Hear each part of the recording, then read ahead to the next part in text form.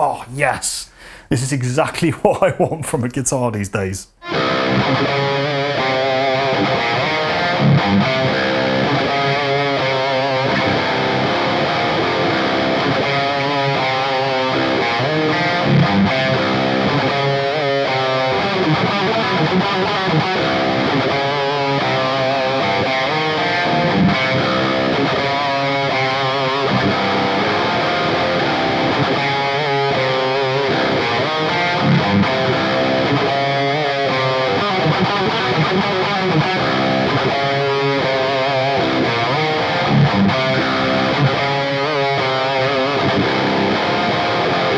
Welcome, friends, and thank you so much for joining me once again for a chilled guitar review. This is an incredibly exciting video to have made. This represents the first Ormsby on the channel, and it also represents the first time I've ever played an Ormsby guitar as well. It's without a doubt you guys I have to thank for the fact that I am sat here with this incredible Ormsby Hype GTR. A couple of weeks back I put up a YouTube community post both announcing my partnership with Live Louder and asking you guys what guitars you would like to see on the channel. Without a shadow of a doubt, the most popular requested guitar was an Ormsby of some kind. There were a couple of others that came up as runners-up in that list, and don't you worry, they have been added to my to-review list. So after that, I spoke to Dan at Live Louder. Shout out to Dan if you're watching. And I said to him, look, Ormsby is one of the most requested things on the channel. What would you recommend? And he had just the guitar in mind that he thought would make a good video. And I have to say, he was absolutely spot on. And he sent me this bad boy. So this is an Ormsby Hype GTR. The Hype GTR line is available in a whole host of crazy and very unique finishes, but this particular model has been specified by Californian guitarist Ando-san. Ormsby themselves are a very interesting company. They've been around since kind of the early 2000s. They began as an Australian custom shop founded by none other than Mr. Perry Ormsby himself. So Ormsby began as strictly a custom shop making made-to-order, very high-end instruments, and the Hype GTR line actually came about because people were waiting quite a while for their custom shop guitars. And so Ormsby decided to get some Far East, more affordable kind of guitars made as loaner guitars for people who were waiting on custom shop orders. So originally, they were really only made to be loaner instruments. So you'd order a custom shop Ormsby, they would send you one of these out to kind of tide you over until your custom shop was made, and then you would return it. Ormsby went to WMI Korea, World Musical Instruments, which in my opinion is one of the finest guitar factories in the entire world. I've played unbelievably good instruments out of that factory, and the guitars that he had made as kind of loaner guitars were so good that people didn't really want to give them back. And so Ormsby's kind of expansion into mass manufactured, more affordable instruments began. They are kind of an industry leader when it comes to multi-scale fan fret guitars. If you look at their lineup, you will see that most of their guitars are multi-scale. Now, for those for whom money is no object, Ormsby still run the custom shop to this very day, and they will make you whatever you want. However, for us mere mortals, this is an example of an affordable Ormsby. So this is mass manufactured by that same WMI factory in Korea. And generally speaking, an affordable Ormsby will run you from the £900 to maybe £1,800 price point in the UK. This model comes in slightly more expensive than most of the other Hype GTRs. Most of them are around the £1,200 mark. This one's closer to £1,500 because of the absolutely insane paint job, which we're going to talk about in more depth just shortly. But the first thing I want to talk about is ergonomics. We always talk about ergonomics on this channel. What is a guitar like to live with, to play, how is the body, etc, etc. This is such an important aspect to a guitar to me. I cannot stand review videos where people just read out specs and don't talk about what it's actually like to live with a guitar. So hopefully that's something I address on this channel. Look at this thing. If you are just used to playing standard scale instruments, I can imagine this thing would look quite intimidating, right? It has an absolutely wild headstock where the bass strings are kind of open to the air and you can see them from the back of the headstock. I've never seen that done before. It's adorned with some lovely gold locking machine heads, a proper tusk nut. Yes, well done Ormsby, no plastic nuts here. We have jumbo stainless steel frets. We have glow-in-the-dark side markers, not genuine lumen lays, but still glow-in-the-dark side markers. A beautiful ash body, a maple neck, and a pair of proprietary Ormsby humbuckers that have been specially engineered for multi-scale guitars. So the pole pieces and the bobbins of the pickups are engineered in a slanted arrangement, so they are always directly under the string. Now with this multi-scale neck, the fan is 2 inches from the treble to the bass side. That's actually a fair bit more than I'm used to. I play mostly 7-string guitar, and out of those 7-string guitars, I nearly always play a multi-scale 7-string. So for me coming into this is not as intimidating as it would be for someone who has never played a multi-scale. However, I am used to playing my 7-string legato guitars, which have an 1.5 inch fan on them. So 25.5 inch on the treble side and 27 inch on the bass side. Now, despite the fact this is just a 6-string, the fan on this is 25.5 inch scale on the treble side to 27.5 inch scale on the bass side. So that's longer than baritone scale length on the bass side. The crucial upside, as with any multi-scale guitar, but particularly with the way they've chosen to make this guitar is an alternate tuning weapon.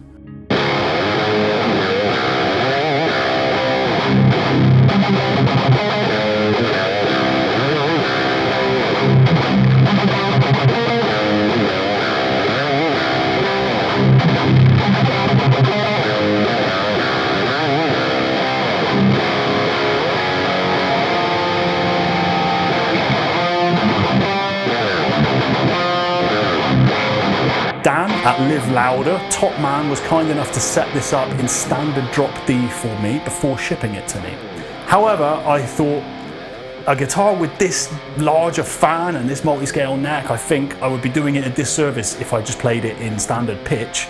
So I have actually tuned this thing to drop C, but I've not had to change the strings. This still has a set of 9 to 46 strings on it, which are light gauge strings. Now you might think that sounds nuts, and on a regular scale 25.5 or 24.7 guitar, it would be nuts, but it works perfectly. The string tension is more than adequate. Yes, bends are slightly easier than I'm used to, but tuning stability, spot on. It only required a very minor adjustment to the intonation on the bridge. There's no floppiness to the strings causing excess noise that I have to fight against or anything like that. Drop C on a set of 9 to 46 strings, let me tell you, is a real eye-opener. It sounds brutal and heavy, but it's just so playable. Now ergonomically, you might still be looking at this thing and thinking, yeah, that's great that there's enough string tension, but my God, how the hell am I going to play that thing? Well, my advice to you would be just pick the thing up and play it, and don't think about the fan frets. You will surprise yourself, or at least I did, with how little it makes a difference really. There are minor adjustments that you will need to make to your playing style. You will need to move your picking hand back just a touch if you're doing palm mutes. You will need to angle your bar chords just slightly differently to the way you're probably used to. I really promise you that I think most of you will be able to get on with this thing just fine. Now otherwise ergonomically, the body is really interesting. There is no belly carve at all. Instead, the body has been made thinner than a normal Superstrat type guitar. So this body is thinner than something like a Jackson Soloist. It's thinner than an Ibanez RG, for example. It's a nice flat kind of Stratocaster-like top to the guitar. There's a really nice attention to detail touch with the input jack. It's recessed and it's angled at 45 degrees. So if you're playing stood up, your cable's going to tuck really nicely into that strap. That's a lovely bit of attention to detail. And honestly, like ergonomic wise, the neck is really nice. It's thin, and honestly, you know, the thickness and the shouldering of the neck is really nice. It's extremely thin, it's extremely rounded off. There's a nice thick volute behind the nut of the headstock, which gives you excellent kind of muscle memory and where to place your hand. Whilst this is still a reasonably heavy guitar, that extra thin body just makes this thing such a pleasant thing to live with and to kind of have around the house, you know, maybe as like a sofa guitar. There's some great little touches like the rubber grip rings around the pot controls, which just help you grip them a little bit better. The custom bridge is really nice under the hand. It's not sharp, it doesn't intrude at all. I have had some issues with Ibanez multi-scale guitars where once you've intonated, the bridges are just sharp and they're just not nice to have under your hand. This thing is a proper thick slab of metal you can rest your hand on and it feels great. So ergonomically, this thing is full marks for me. It feels like it's been designed by a guitarist and some extra thought has been put into things such as the grippers on the tone and the volume pots and the recessed barrel jack, which brings us on to build quality. Now, as I mentioned at the start of this video, this guitar is manufactured by World Musical Instruments in Korea, who are, in my opinion, one of the best factories in the world for mass-produced guitars. I have to tell you right now, this guitar is among the best built mass-manufactured guitars I have ever played. When I pulled this thing out of its nice padded gig bag that it comes with, thank God, a manufacturer that still gives you a gig bag on a guitar that's, you know, over £1,000. The first thing I thought when I pulled this thing out of the gig bag and I was unboxing it was, this feels very, very similar to the higher end Schecter stuff. Those Schecters are made in the same factory. There's something about the thickness of the lacquer, the switch gear, so the three-way toggle, the wood, I don't know what it is, but it just feels a lot like one of those higher end Schecters. And I mean that as an extreme compliment. Fretwork is as good as it gets at this price point. I can't fault it at all. The switchgear feels tank-like and like it's gonna last, not like the bargain basement junk you can sometimes get.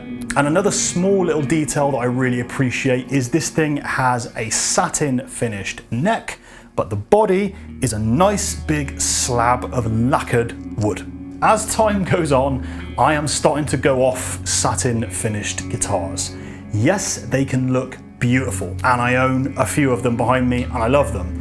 But satin just does not age like gloss does. Just through the course of normal playing, it develops shiny spots, it chips far easier. So when I pulled this thing out of its gig bag and I realized that it had a proper thick gloss coat of lacquer on it, I was like, oh yes, this is exactly what I want from a guitar these days.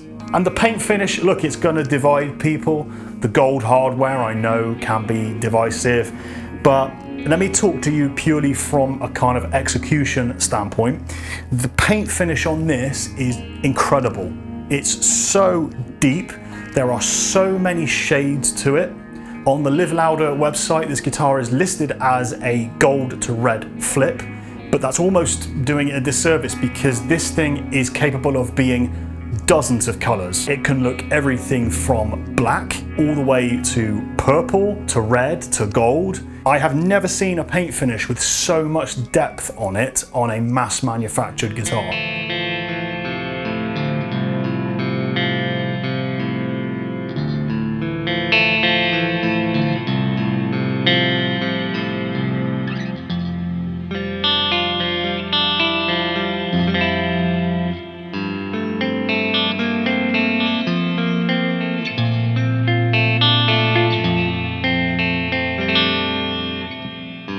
The only small downside I feel like I have to mention is that this thing really needs a fret wrap behind that nut to kill any excess string noise.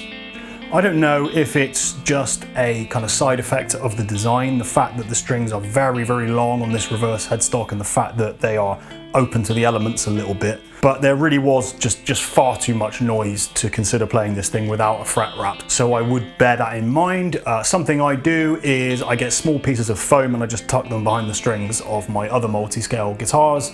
It's a slightly more elegant solution than having something like this wrapped around your headstock. Now, how does this thing sound? Well, I really wasn't sure what to expect when I learned that I was getting sent this guitar because, first of all, I've never played an Ormsby, but Ormsby's guitars only come with their own proprietary pickups. I don't have a problem with this as long as those pickups sound good. On Ormsby's website, there is a website page with each pickup they do listed and just a brief description of what it offers tonally. I mean, they all have great names, the Nunchucker, the Deluxe, etc, etc. I absolutely love the way these pickups sound.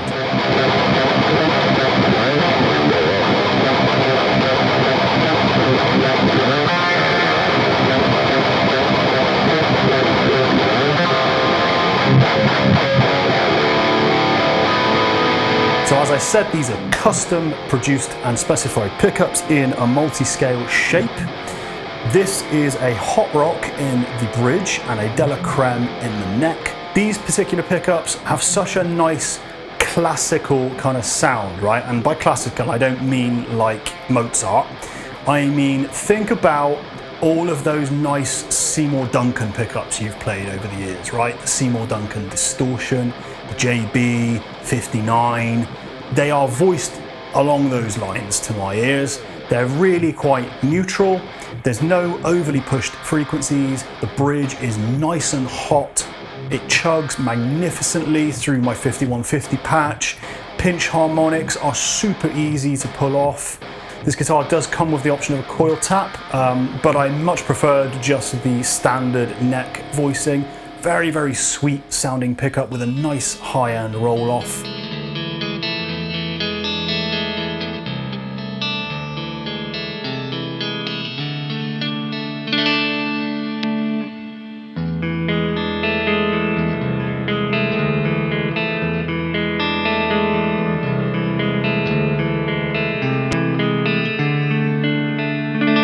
And clearly a lot of thought has gone into these pickups. The hot rock in the bridge even has black bobbins, which I guess show that it's a rock or metal orientated pickup. I don't think anyone would be displeased to have these pickups in their guitar. I guess something you do need to consider if you're buying an Ormsby is if you want to put your own pickups in this thing, it's not going to be quite straightforward because the pickup cavities are routed in a slanted way to accommodate these pickups. So maybe that's just something to bear in mind. But based on what I've heard out of the set that have come in this Hype GTR, they are great, and let me tell you, they sound expensive. The closest comparison I could make to you would be something like the Seymour Duncan Pegasus and Sentient set. So, in summary, this is the most impressed I've been with an instrument since I first reviewed my Legator 6-string X series, and we all know how much I loved that thing and I still own it now. I wouldn't really say there are downsides with this guitar. There are certainly things to consider. The adjustment you will need to make for the size of the multi-scale fan, maybe the excess string noise that gets produced through this headstock design. This thing with its gold and flip paint, this isn't some one-off kind of special weird finish. If you go and look at the rest of Ormsby's range, all of the finishes available are just as wild and just as unique. My friends, do I have any people watching who are Ormsby owners? If I do, I would very much like to hear from you and hear what your experiences have been and which model you own. I am so impressed with this thing. I can absolutely promise you, you're going to be seeing more Ormsby guitars on the channel very, very soon. If there is a specific model you would like me to review on the channel, please do make your request in the comments below. As I said, the fact that I'm sat here with this thing now is because you guys asked for it. If you've got this far in the video, thank you so much for watching. Please do like and subscribe to the channel because it really helps me and it really does encourage me to keep grinding on with the content for you. Better yet, you can buy me a coffee via the Buy Me a Coffee link in the video below. Any and all financial support, no matter how tiny it may be, is greatly appreciated. Until the next chilled review, take care of yourselves and I'll see you soon.